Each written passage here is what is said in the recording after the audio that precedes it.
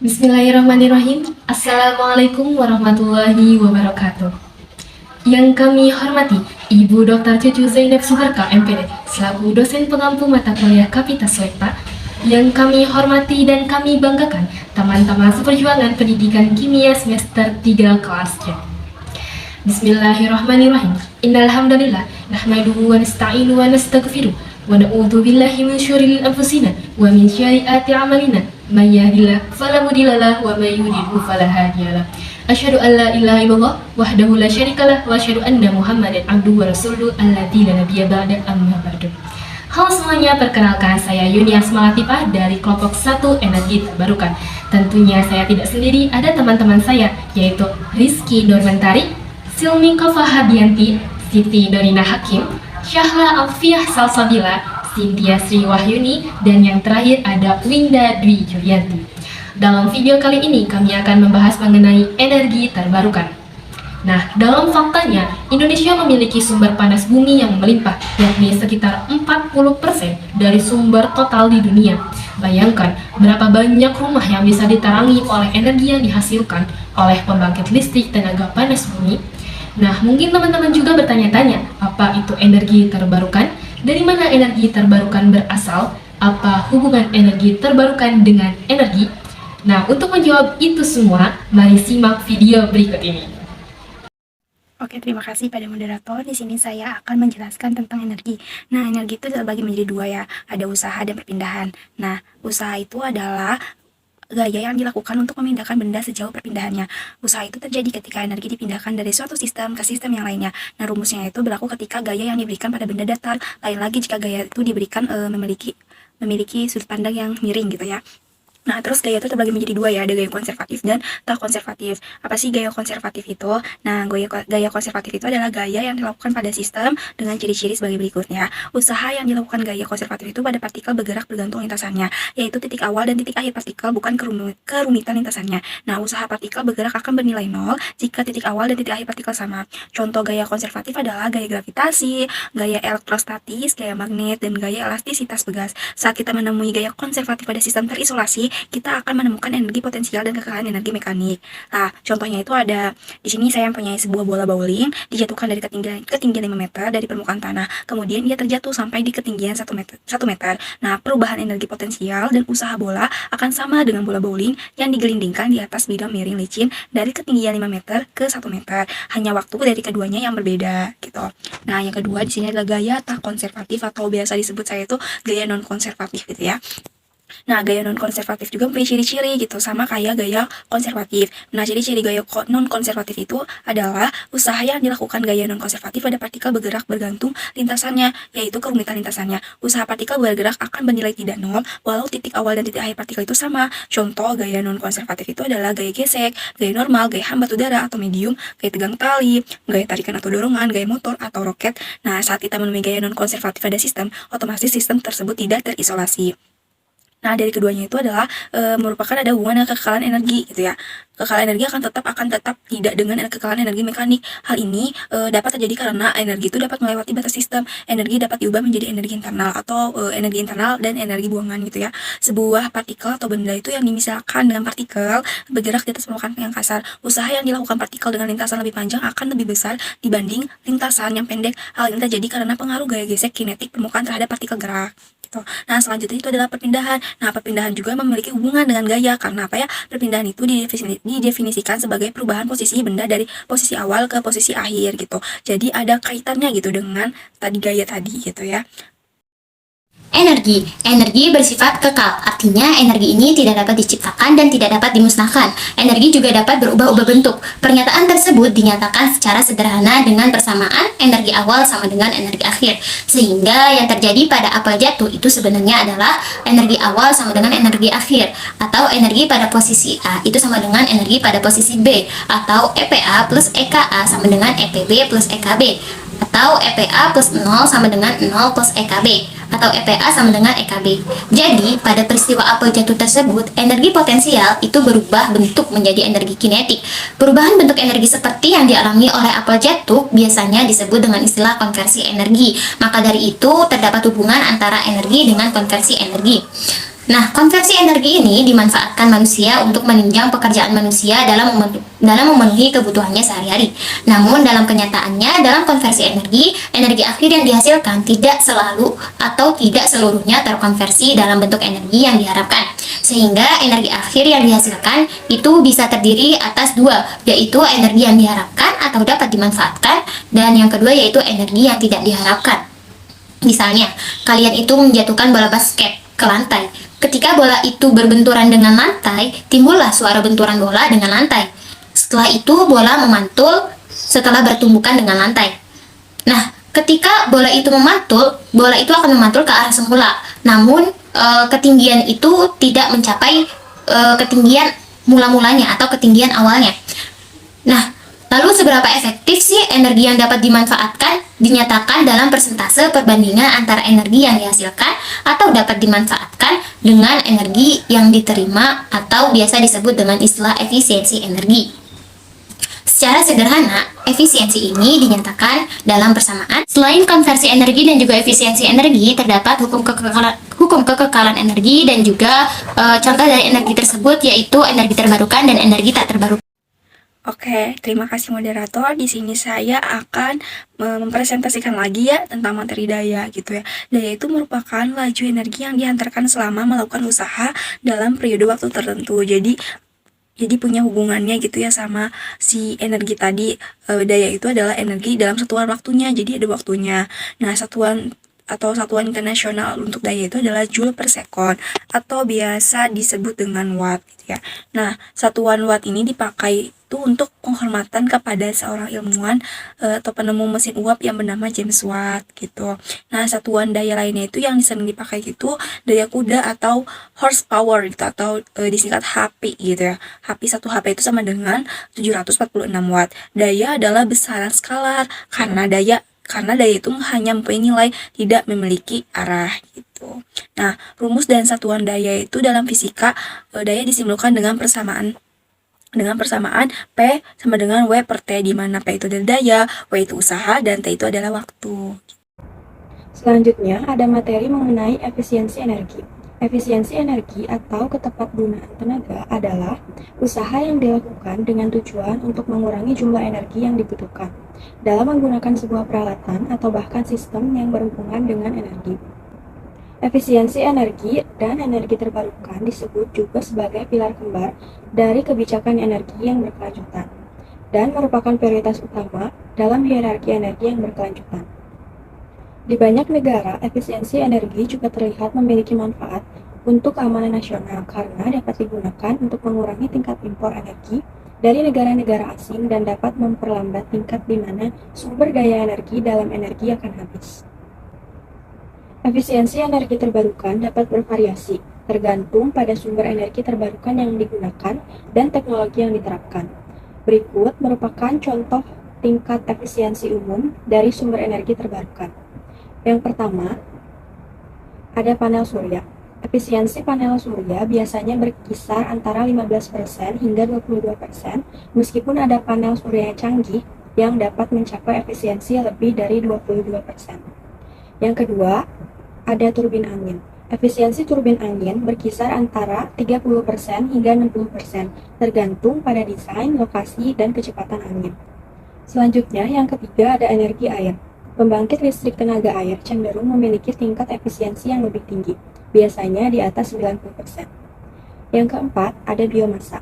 Efisiensi energi biomasa bergantung pada jenis bahan bakar yang digunakan dan teknologi konvensinya, dengan rentang efisiensi antara 25% hingga 80%. Yang terakhir, ada energi geotermal. Pembangkit listrik geotermal memiliki efisiensi yang cukup tinggi, sering mencapai lebih dari 90%. Penting untuk diingat bahwa efisiensi energi terbarukan dapat dipengaruhi oleh faktor-faktor seperti lokasi geografis, cuaca, dan teknologi yang digunakan. Di alam semesta, energi bisa bermacam-macam. Panas itu energi, suara juga energi, listrik yang kita pakai juga energi, benda jatuh, benda bergerak, bahkan yang diam juga energi loh. Energi yang ada di alam semesta jumlahnya selalu konstan, tidak bertambah, tidak berkurang. Ini yang disebut dengan hukum kekekalan energi. Menurut hukum kekekalan energi, energi tidak dapat diciptakan atau dimusnahkan, tetapi energi bisa berubah bentuk dari suatu bentuk ke bentuk yang lainnya. Dalam ini ada 3 jenis hukum kekekalan energi. Yang pertama ada energi kinetik, potensial, dan juga mekanik. Energi kinetik adalah sebuah benda yang cenderung memiliki gerak energi. Nah, energi kinetik sendiri rumusnya itu adalah setengah dikali massa benda dikali kecepatan. Yang kedua ada energi potensial. Energi potensial diberikan oleh gaya yang bergantung pada posisi benda. Nah, energi potensial memiliki rumus massa benda dikali gravitasi dikali ketinggian. Yang ketiga ada energi mekanik. Energi mekanik adalah energi yang dapat berpindah ke benda lain, terutama melalui suatu gaya yang menyebabkan pergeseran. Rumus energi mekanik adalah energi kinetik ditambah dengan energi potensial. Nah, dalam jenis tersebut dapat kita lihat dalam kehidupan sehari-hari, misalnya dalam peristiwa apel jatuh. Pada peristiwa apel jatuh ini, buah apel yang sudah matang di pohon jatuh dari posisi A menuju posisi B. Energi yang terlibat pada apel tersebut adalah energi mekanik. Sebuah apel bermassa M, awalnya apel yang dalam keadaan diam berada di posisi A, yaitu pada ketinggian H dari permukaan tanah. Pada keadaan tersebut, energi potensial gravitasinya bernilai maksimum. Sehingga energi potensial gravitasi sama dengan energi mekanik. Kemudian apel terlepas dan akhirnya sampai di posisi B pada ketinggian 0 dengan kecepatannya. Sesaat menyentuh permukaan tanah, kecepatan apel maksimum, sehingga energi kinetik sama dengan energi mekanik di posisi B. Perubahan energi seperti yang dialami oleh apel ini biasanya disebut dengan istilah konversi energi. Nah, seberapa efektif energi yang dapat dimanfaatkan dinyatakan dalam persentase perbandingan antara energi yang dihasilkan atau dapat dimanfaatkan dengan energi yang diterima atau biasanya disebut dengan istilah efisiensi. Maka, hukum kekekalan energi berhubungan dengan konversi energi dan juga efisiensi energi. Bisa dilihat ya, bahwa hukum kekekalan energi berhubungan dengan gaya konservatif. Karena gaya konservatif ini bisa menciptakan perubahan dari dua arah antara energi potensial dan juga energi kinetik.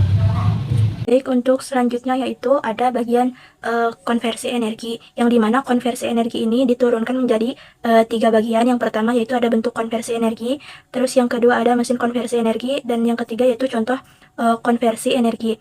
Nah, adapun konversi energi dalam sebuah sistem gitu. Nah, energi sistem tertentu dapat diubah menjadi kerja, artinya si energi ini dimasukkan ke dalam sistem, ia dapat mengembang dan berfungsi. Sebagai contoh sistem konversi energi yaitu bahan bakar bensin dimasukkan ke dalam silinder mesin yang mengubah energi dari mesin pembakaran dalam seperti sepeda motor. Nah, energi yang tersimpan dalam bensin atau supermolekul seperti ikatan atom dilepas saat silinder dinyalakan dan diubah menjadi energi panas atau termal. Nah, energi panas yang ditangkap memungkinkan panas yang dihasilkan mendorong piston atau piston ke dalam silinder yang menggerakkan piston. Nah, piston bergerak dengan mengubah energi. Kerja diciptakan dengan mengubah energi kinetik menjadi energi mekanik. Ini merupakan hasil dari kekuatan sistem untuk benar-benar memenuhi kebutuhan masyarakat seperti kemampuan melakukan perjalanan jauh dari satu tempat ke tempat lain. Tingkat keberhasilan konversi energi disebut sebagai efisiensi.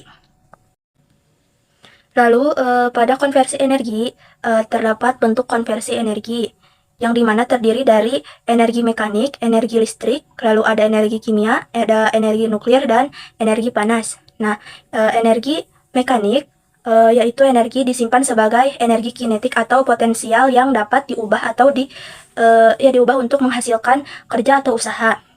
Sedangkan energi listrik yaitu energi yang terkait dengan aliran elektron, dinyatakan dalam watt atau jam. Arus mengalir ketika konduktor listrik melewati medan magnet. Nah, modus transisi adalah aliran elektron melalui jenis konduktor tertentu. Lalu ada energi kimia. Nah, energi dihasilkan oleh interaksi elektron ketika 2 atau lebih elektron berinteraksi untuk menghasilkan senyawa yang stabil. Energi kimia hanya dapat eksis sebagai energi yang tersimpan. Nilai maksimum dari reaksi eksotermik disebut sebagai Kj atau BTU atau Kal jika energi dilepaskan selama reaksi. Ketika energi diserap selama reaksi kimia itu disebut sebagai reaksi endotermik. Lalu selanjutnya ada energi nuklir. Nah, energi ini disimpan dalam bentuk reaksi yang dapat dilepaskan oleh interaksi partikel di dalam inti. Nah, energi ini dilepaskan ketika partikel mencoba mencapai keadaan stabil. Terus reaksi nuklir dapat terjadi pada fusi radionuklir, fisi nuklir, dan fusi nuklir. Selanjutnya yaitu energi panas. Nah, energi panas atau kalor, bentuk dasar energi dalam arti lain adalah energi yang dapat diubah secara keseluruhan menjadi energi panas atau termal. Sebaliknya, transfer atau konversi energi panas menjadi energi lain dibatasi oleh hukum kedua termodinamika. Bentuk sementara dari energi dan panas juga merupakan bentuk energi yang tersimpan, yaitu panas atau panas laten atau panas sensibel dalam bentuk entalpi. Lalu selanjutnya ada mesin konversi. Nah, untuk mesin konversi ini meliputi mesin konversi energi konvensional dan mesin konversi energi non-konvensional. Yang dimana pertama yaitu mesin konversi energi konvensional. Konverter energi tradisional biasanya menggunakan sumber energi tak terbarukan, kecuali turbin, air, terus mesin dapat dibagi menjadi mesin pembakaran internal, mesin cair, dan mesin berpendingin air. Lalu yang kedua yaitu mesin konversi energi non-konvensional. Nah, mesin ini menggunakan sumber daya terestrial dan ekstraterestrial. Ada berbagai sistem konversi energi yang unik seperti sistem tenaga panas bumi, lalu ada sistem tenaga fotovoltaik, terus ada sistem tenaga angin, pembangkit listrik tenaga panas lepas pantai atau OTEC, lalu ada pembangkit listrik pasang surut, ada pembangkit listrik tenaga gelombang, sistem pembangkit uap nuklir, pembangkit listrik tenaga hidrodinamik atau MHD. Lalu selanjutnya ada contoh konversi energi. Nah, untuk contohnya yaitu ada kincir angin, dinamo, PLTA, setrika, dan juga magicom. Nah, sebelum itu, apa sih energi terbarukan itu? Nah, energi terbarukan adalah bisa disebut juga energi hijau, yaitu sumber energi yang diperoleh dari sumber daya alam yang dapat diperbarui secara alami. Nah, contohnya itu ada 4. Yang pertama ada tenaga surya, yang kedua ada tenaga air, yang ketiga ada biomasa, dan yang terakhir ada geotermal. Energi surya adalah sumber energi yang bersih dan dapat diperbaharui, tidak menghasilkan emisi polusi dan atau gas rumah kaca selama penggunaannya. Energi surya juga dapat diperoleh dari sinar matahari yang menghasilkan listrik melalui panel surya atau panas melalui kolektor surya. Nah, yang kedua itu ada tenaga air. Energi air ini adalah salah satu bentuk energi terbarukan yang paling tua dan umum digunakan di seluruh dunia. Energi air diperoleh dari pergerakan air seperti sungai atau air terjun yang digunakan untuk memutar turbin di pembangkit listrik hidro. Nah, yang ketiga itu ada biomasa.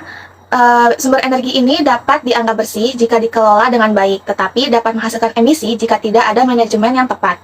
Nah, energi biomasa ini diperoleh dari bahan organik seperti kayu, serbuk gergaji, limbah pertanian, dan juga limbah organik lainnya. Nah, yang terakhir yaitu energi geotermal. Energi ini merupakan sumber energi yang bersih dan dapat diandalkan karena tidak tergantung pada cuaca atau musim. Nah, energi geotermal diperoleh dari panas bumi dalam yang diekstraksi melalui sumur-sumur panas bumi dan digunakan untuk menghasilkan listrik atau pemanasan. Sebelumnya teman saya telah memaparkan mengenai sumber energi terbarukan. Kemudian di sini saya akan memaparkan mengenai sumber energi tak terbarukan. Nah, apa sih sumber energi tak terbarukan itu? Sumber energi tak terbarukan merupakan sumber yang dapat memproduksi energi dengan menghabiskan sumber daya alam dan perlu berjuta-juta tahun untuk dapat mengembalikannya. Yang terdiri dari sumber energi tak terbarukan adalah sumber energi fosil yang suatu saat itu bisa habis, seperti batu bara, minyak bumi, dan juga gas alam. Nah, di sini saya akan sedikit memaparkan beberapa contoh mengenai sumber energi tak terbarukan. Yang pertama itu ada batu bara. Batu bara merupakan bahan bakar fosil yang terbentuk dari jasad atau fosil makhluk hidup yang sudah terkubur berjuta-juta tahun yang lalu. Untuk mendapatkan batu bara ini perlu dibuatkan penambangan di permukaan bumi dan juga di bawah tanah. Nah, sebagian besar listrik yang kita pakai saat ini itu juga menggunakan batu bara. Nah, ketika batu bara digunakan, batu bara itu akan melepaskan gas seperti karbon dioksida dan juga metana. Nah, gas-gas ini juga disebut sebagai gas rumah kaca karena gas-gas ini menahan panas matahari sehingga terperangkap di atmosfer. Akibatnya suhu bumi menjadi lebih panas. Kemudian yang kedua itu ada minyak bumi. Minyak bumi juga sama seperti batu bara yang terbentuk dari jasad makhluk hidup atau fosil makhluk hidup yang sudah terkubur berjuta-juta tahun yang lalu. Nah, minyak bumi itu ada di bawah lapisan batuan, sehingga untuk mendapatkan minyak bumi itu perlu dilakukan proses pengeboran tanah. Nah, hasil dari minyak bumi ini antara lain adalah bensin dan juga diesel. Saat ini minyak bumi masih menjadi sumber utama atau sumber bahan bakar yang digunakan oleh beberapa transportasi gitu. Nah, dengan menggunakan si minyak bumi atau menyalakan minyak bumi ini akan menghasilkan karbon dioksida dan juga gas-gas rumah kaca yang lainnya. Kemudian yang ketiga ada gas alam. Gas alam juga sama seperti batu bara dan juga minyak bumi, itu terbentuk dari jasad makhluk hidup atau fosil makhluk hidup yang sudah terkubur beberapa juta tahun yang lalu. Nah, sebagian besar gas alam itu terbentuk dari metana. Saat ini, gas alam juga masih banyak digunakan sebagai bahan bakar untuk memasak atau menghasilkan listrik. Nah, dengan menyalakan si gas alam ini, menghasilkan karbon dioksida, karbon monoksida, sulfur, dan juga gas-gas yang lainnya. Kemudian, yang keempat ada nuklir. Bahan untuk memproduksi nuklir ini cukup terbatas, yaitu uranium. Nah, proses penambangan uranium untuk bahan bakar nuklir dan juga pembuatan pembangkit nuklir menggunakan banyak energi lainnya. Energi nuklir juga memiliki resiko menimbulkan limbah zat radioaktif yang dimana itu dapat membahayakan bagi makhluk hidup. Baik ya teman-teman, itu pembahasan mengenai energi terbarukan. Kurang lebihnya mohon maaf. Sekian dari kami. Wabillahi taufiq wal hidayah. Wassalamualaikum warahmatullahi wabarakatuh.